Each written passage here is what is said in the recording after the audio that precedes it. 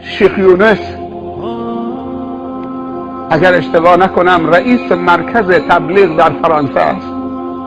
یک سفری آمد به قطر. در قطر ازش خواستن یه سخنرانی بکنه برای مردم. یک مثال زد حالت مسلمان و واقعیت مسلمان و گفت مسلمان امروز به یک سواره میماند که سوار ماشین آخرین سیستمه، تو جاده آسفالت و اتوبان استاندارد داره حرکت میکنه، ماشین کلردار، شیشه رو بالا کشیده، ضبط صوتش هم خیلی عالیه، بدون پارازیت، نوار موسیقی هم صداشو بلند، کاندیشنش هم شغال، زن و بچهش هم کنارش نشستن، شیشه رو بالا کشیده، خودش هم آوازخوانی میکنه همراه نوار، پا رو گاز گذاشته، هوای خنک داره میره.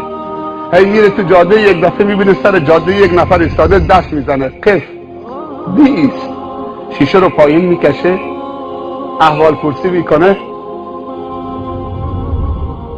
اون کسی که سر جاده ایستاده دست زده به صاحب ماشین میگه خذنی معک، نمیشه منو سوار کنید با خودت تو راه ایستادم سر جاده، منو با خودت سوار کن. میگه من انت، تو کی هستی؟ میگه انا ریال، من ریالم، چون قطر ریال داره دیگه، انا ریال قطری. ماشاءالله ریال، ارکب، بیا سوار شو. ریال سوار شد، کم کم داره شنگول میشه، شیشه رو بالا کشید، خیلی خوشحاله. همجور میره آواز میخونه، جلوتر یه نفر دیگه ایستاده دست میزنه، قف، شیشه پایین میکشه، میگه خذنی معک، نمیشه منو با خودت بگیری سوار ماشینت کنی؟ میگه من انت، تو کی هستی دیگه؟ میگه انا دلار، من دلارم. ماشاءالله دلار. ریال آمد خوشحال شدیم، حالا خود دلار دیگه خودت میدونی دلار چقدر قیمتشه. دلارم سوار شد، شیشه رو میکشه بالا، حالا دیگه فول به اوج رسیده دیگه، داره آواز میکنه، ویراج میده، نیم کلاس میکنه، نمیدونه چه کار بکنه. رفت جلوتر، یه نفر ایستاده دست زد، قف، شیشه رو پایین کشید، گفت خذنی معک، منو با خودت سوار کن. گفت من انت، تو کی هستی؟ گفت انا دنیا، من دنیا هستم، همه چی تومه، من کل دنیا با همه زرق و برقش آمدم به سوی تو، منو تحویل میگیری؟ آقا من کیم که سرکارخانه دنیا رو تحویل نگیرم؟ شما با این همه آرایش و این همه زیورالات و این کمربند طلا، خودش دنیای ارزش داره. نگاه کرد که جا نیست تو ماشین، به زن و بچهش گفت برید صندوق عقب، خانم دنیا میخواد کنار دستم بنشینه، بغل دستم. بفرما خانم. حالا خانم دنیا نشسته کنار دستش، این عطر رو از کلونش دیوانهش میکنه، این سر و صدای طلاش هم دیگه، از اون طرف هم پشت سرش آقای ریال و آقای دلار هم نشستن. زن و بچه دیگه بیارزه شدن، خفه تو صندوق عقب. رفت جلوتر که یه نفر دیگه ایستاده، نفر چندمه؟ حواستون جمعه؟ نفر چندمه؟ بچه ها فقط جواب بدن، نفر چندمه؟ نفر اول کی بود؟ آفرین، مال خودشه. نفر دوم کی بود؟ دیگه نمیدم، خیلی زرنگی، عالم میشه این، یه کاری میشه انشاءالله، حواسش خوب جمعه. نفر سوم کی بود؟ دنیا. نفر چهارم کیه؟ نمیدونم. نفر چهارم دست زد، گفت قف، ایستاد، شیشه رو پایین کشید. هر چه فکر کرد دیگه چی تو دنیا هست که نفر چهارم باشه به ذهنش نرسید.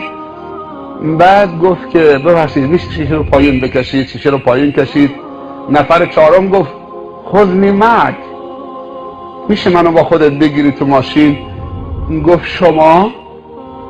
گفت انا دین، من دین اسلام هستم، من دینم، دین خدا. یه نگاه تند و تیزی بهش کرد، گفت ظرفیت تکمیل جا نداریم. عجب. من خیلی خوبم، من اذیتت نمی کنم، اگه ماشینت خراب شد هول میدم، کمکت میکنم، از من بدی نمیبینی، خواهش میکنم منو سوار کن. گفت آقا میگه تو هر پالید نمیشه کرید. میگم جا ندارم، رو کلم بذارم؟ خب جلو که نمیشه گذاشت، این خانم نامحرمه،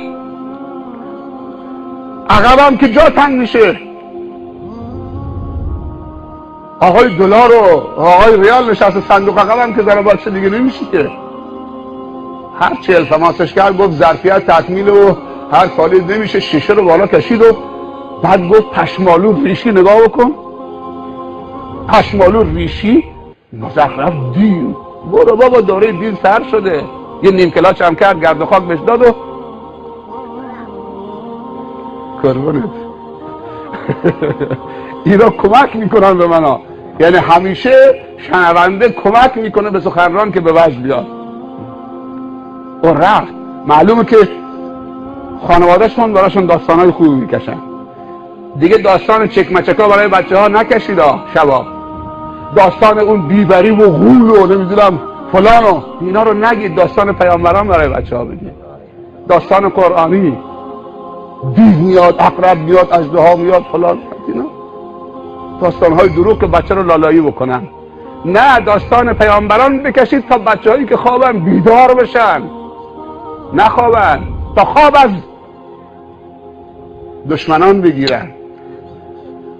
دین آزرده شد و سوارش نکرد. ظاهرا که به دین نیاز نداشت، اون چیزی که نیازش بود سوار کرد. ماشین که داشت، موسیقی که داشت، کولر که نیاز داشت. شما هم که گفتیم برکه میخوایم، حتما آب و خنک هم تو ماشینش بود. دقت بکنید. دلار هم که نیازش بود سوار شد، ریال هم سوارش بود، دنیا هم بود، دم بچه‌ش هم بود. دیگه چی میخواد؟ دیگه چیزی نیست تو دنیا که به طلبه.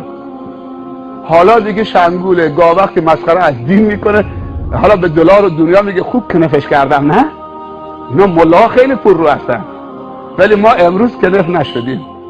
یه نفر رو کنف کردیم اینجا. اون کی بود؟ شیطان.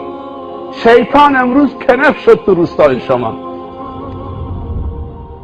هر کاری کرد شیطان که این برنامه برگزار نشه شد.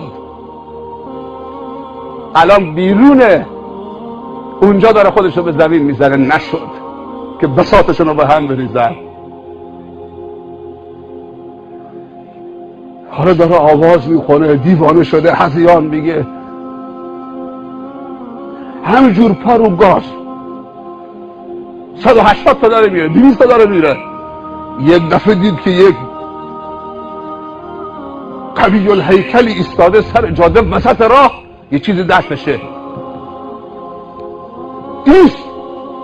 این دیگه نمیگه ایست خذنی معک، ایست قف. با قدرت میگه، خیلی هم قویه.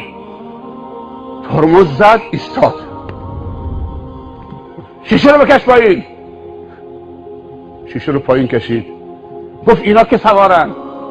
گفت آقا کی باشه؟ درست صحبت کن. خوب دقت بکنی. آقا کی باشه؟ درست صحبت کن. اینا کی باشن چیه؟ گفت منو نمیشناسی کیه؟ گفت هر کسی باشه برای خودتی. صدات بیار پایین. دست جیبش کرد، کارت در آورد. رو کارتش نوشته بود ازرائیل ملک الموت. ببخش قربان، ببخش، شرمنده. من اولین بار بود شما رو ملاقات میکردم، به جا نیاوردم. بعد تو ماشین این طرف اون طرف نگاه کرد. گفت ببخش قربان، دنبال چیزی میگردی؟ گفت دنبال دین میگردم. دین کجاست؟ تو ماشین تو دین نیست؟ دین نیاوردی؟ ببخش قربان، دین سر جاده بود، ایستاده بود. منم رد شدم، دست زد، سلام کردم، جواب سلامش دادم. گفت که منو برستم. گفتم فعلا الان جا تنگه، من مسافرها رو خالی میکنم به خاطر که به تو فشار نیاد. شما زیر این درخت بیستی، من سریع برمیگردم دنبالت. اگه اجازه بفرمایید قربان، اینا رو پیاده بکنم برم دنبال دین. گفت وقت تمامه، لازم نکرده دین بیارید. اجل تو رسیده، خدا منو مأمور کرده که بدون دین قبض روحت بکنم. دلار داری، ریال داری، دنیا داری، زن داری، بچه داری، ماشین داری، هوای خنک داری، کولر داری، آب یخ دارید، موسیقی دارید، ماشین آخرین سیستم دارید، شهرت دارید، پول دارید، همه چی دارید، ولی دین نیست تو ماشینت، همراهت نیست، اجلت رسیده، من مجبورم که بدون دین قبض روحت بکنم. هرچی التماسش کرد گفت فایده نداره. دین نیاز ماست، همه چی درست میشه.